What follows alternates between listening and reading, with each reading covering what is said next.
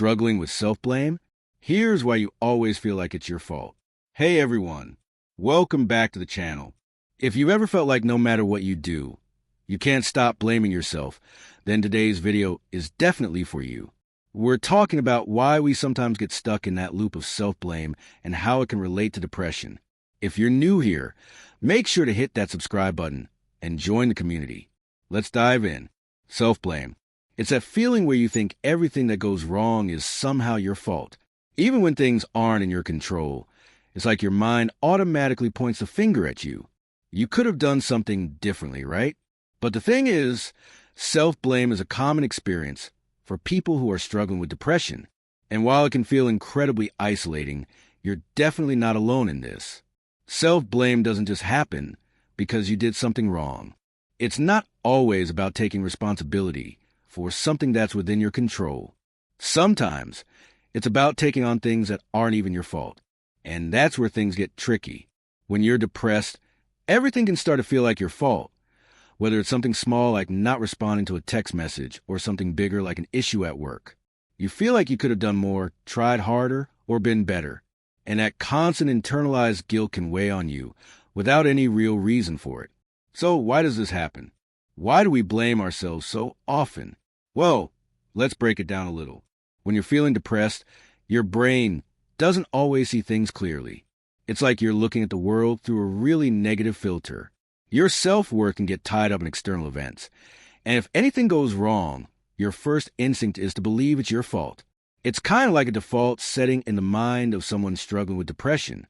There's a tendency to internalize everything that goes wrong and assume that you could have prevented it, even when in reality, that's just not true. Let's consider an example.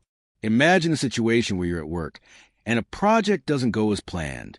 The first thing your mind might say is, I messed this up.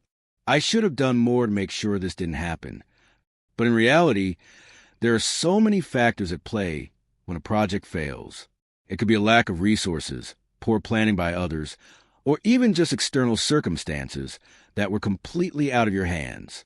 But depression narrows your focus, and suddenly it's all on you. Now, let's talk about two emotions that are especially potent when it comes to self-blame: guilt and shame. These two emotions are often intertwined and can really make self-blame feel overwhelming. Guilt is the emotion you feel when you believe that you've done something wrong or failed to do something you should have done. It's that feeling of regret or responsibility for a negative outcome. For example, if you forgot to reply to an important email or didn't meet a deadline, you might feel guilty. Guilt can push you to fix things, make amends, or try to do better next time, which is generally a healthy emotional response. But shame? That's a little different. Shame is when you internalize that feeling of guilt and start to believe there's something wrong with you as a person. Instead of thinking, I made a mistake, it becomes, I am a mistake. Shame digs deep into your identity, and it can really make you feel worthless. When depression is in the mix, shame can take over and turn every small setback into an indication of your personal flaws. So, when guilt and shame combine, you might find yourself stuck in this self-blame spiral, constantly thinking that everything you do is wrong or that you're just not good enough. Let's dig a little deeper into the psychology of self-blame, because there's actually a specific cognitive distortion that plays a huge role here. Ever heard of cognitive distortions?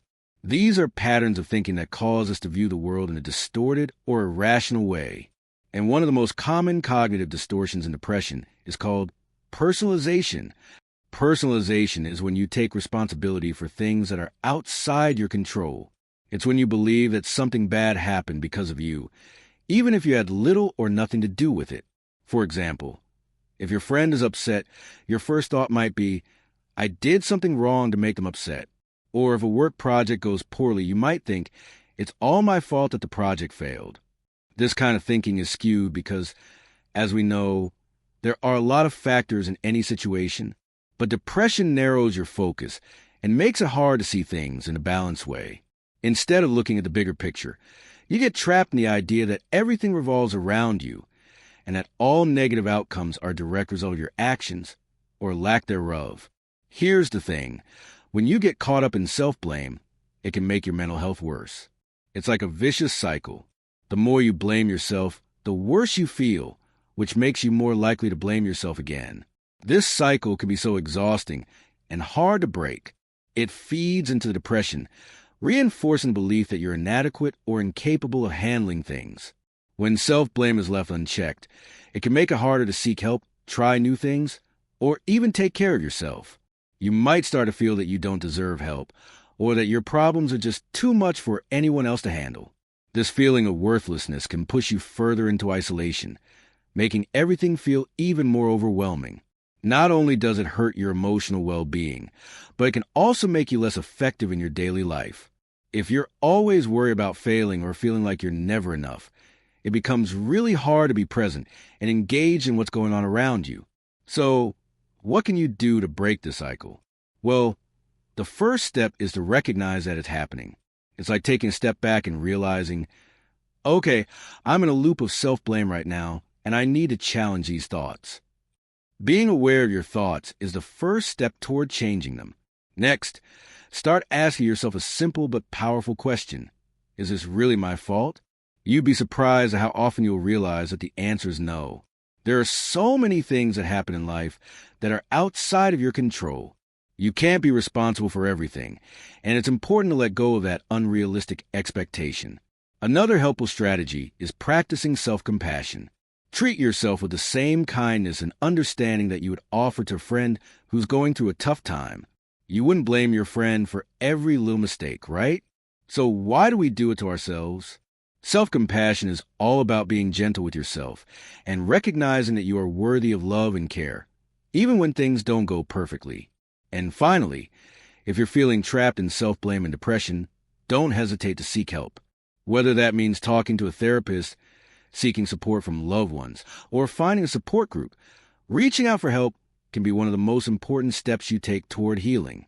Self-blame may seem like a way to protect yourself or maintain control, but in reality, it only keeps you stuck. It's time to break free from that cycle and give yourself the grace and understanding you deserve. Remember, you don't have to carry the weight of self-blame alone. If you're struggling, please reach out for support. And if you found this video helpful, don't forget to like, comment, and subscribe. I'd love to hear your thoughts on self-blame in the comments below. And as always, take care of yourself. Stay strong, and I'll see you in the next video. Bye for now.